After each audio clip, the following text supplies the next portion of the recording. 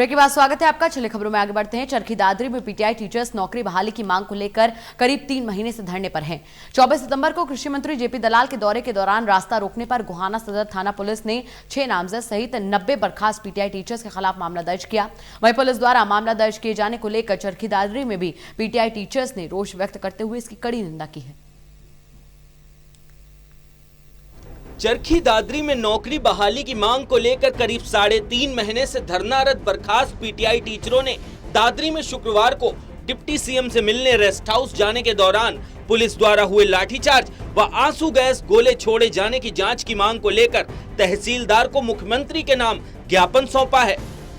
आज हमने तहसीलदार महोदय को ज्ञापन सौंपा है मुख्यमंत्री महोदय के नाम, क्योंकि कल जो पुलिस द्वारा कार्रवाई की गई है पीटीआईयों के साथ और महिला पीटीआईयों के साथ अभद्रता, उसकी निष्पक्ष जांच किसी कमेटी से करवाई जाए और इस सब के पीछे किसका हाथ है उसके बारे में हमें पता लग सके। जो कल लाठीचार्ज हुआ है और आंसू गैस के गोले छोड़े गए हैं उससे संबंधित जांच करवाने के बारे में पीटीआई टीचर्स ने धरने पर सरकार के खिलाफ कड़ा रोष जताते हुए जमकर नारेबाजी की।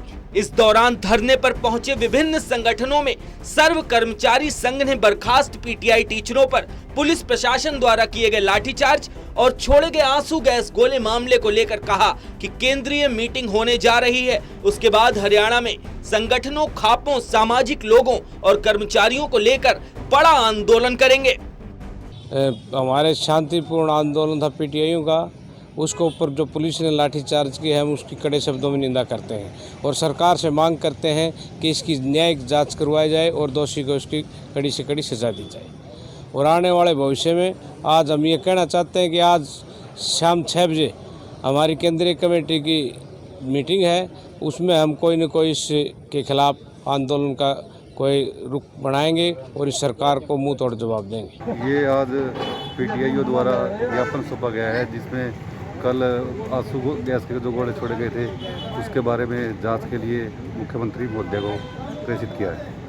वहीं मामले दर्ज होने के बाद गोहाना में बर्खास्त पीटीआई टीचरों ने रोष व्यक्त करते हुए पीटीआई टीचरों ने इसकी निंदा की और कहा कि वे अपने इस आंदोलन को और तेज करेंगे और अपने हकों को लेकर उन्हें मरना मंजूर है लेकिन पीछे हटना मंजूर नहीं है। उन पर झूठे मामले दर्ज किए गए हैं। एक तरफ बीजेपी के नेता ये बयान देते हैं उनको किसी ने नहीं घेरा और दूसरी ओर उनके खिलाफ झूठे मामले दर्ज किए जा रहे हैं। कृषि मंत्री जी मुडलाना गाँव में जब आए थे तो हम तो सिर्फ उनसे कुछ अपनी व्यथा बताना चाहते थे, कुछ 2 बात उनके सामने रखना चाहते थे अपनी। हमारा कोई मकसद नहीं था उनका घेराव करने का या इस तरह की कोई बात करने का जो उन्हें महसूस हो। तो हम जब गए हैं वहाँ पर पुलिस इतनी ज़्यादा तादाद में थी कि ऐसे लग रहा था जैसे कि वह पहले ही घुसा हुआ है कि भाई आके पकड़ेंगे इतने। हमने सिर्फ रिक्वेस्ट करी थी कि हमारे साथ हमसे बात की जाए, 2 बात हमारी सुनी जाए, लेकिन हमारी बात नहीं सुनी गई जिसके चलते हमने नारे लगाए हैं।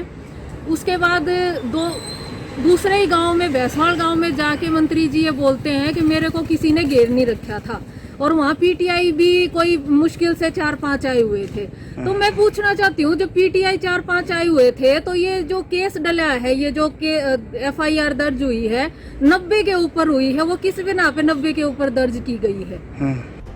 वहीं भारतीय किसान यूनियन के प्रदेश के उपाध्यक्ष सत्यावन नरवाल ने कहा किसान पीटीआई मजदूर सभी वहां मौजूद थे और अपनी बात को रखने के लिए वे मंत्री से मिलने गए थे। प्रजातंत्र में सभी को अपनी बात रखने का अधिकार है। जो इस पर मामले दर्ज किए गए हैं वो गलत हैं, इनकी वो निंदा करते हैं और अब आने वाले समय में वो अपने घरों व गाड़ियों पर काले झंडे लगाकर अपना विरोध प्रदर्शन करेंगे।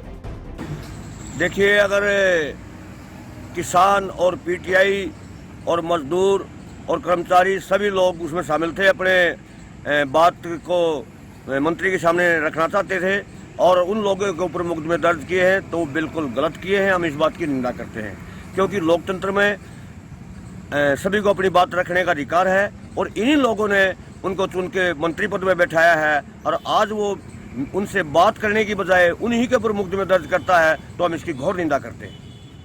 हम विरोध प्रदर्शन करेंगे क्योंकि उन लोगों ने, प्रशासन ने जो मुकदमे दर्ज किए हैं यही बहाना करके कि इनको रोका गया है भाई मंत्री हैं, सभी को सभी जगह जाने का अधिकार है, लेकिन विरोध प्रदर्शन होगा, हर गांव में होगा, हर जगह होगा, जब तक हमारी बात को मान नहीं लिया जाता। और एक विरोध प्रदर्शन हमारा और अलग से हो गया है कि अभी हम सभी घरों पे अपने काले झंडे लगाएंगे विरोध प्रदर्शन करने के लिए। सभी मोटरसाइकिल, स्कूटर, कार, जो भी साधन है उसके ऊपर काले झंडे लगा के विरोध प्रदर्शन करेंगे। उन्होंने सरकार को साफ साफ चेतावनी देते हुए कहा कि सरकार उनकी मांगों पर विचार करे, नहीं तो वो सरकार के खिलाफ कोई बड़ा आंदोलन करने को मजबूर हो जाएंगे। अब देखना होगा कि सरकार इन धरनारत पीटीआई टीचर्स की मांगों पर कब तक संज्ञान लेती है। चरखी दादरी से प्रदीप साहू और गोहाना से सुनील जिंदल की रिपोर्ट।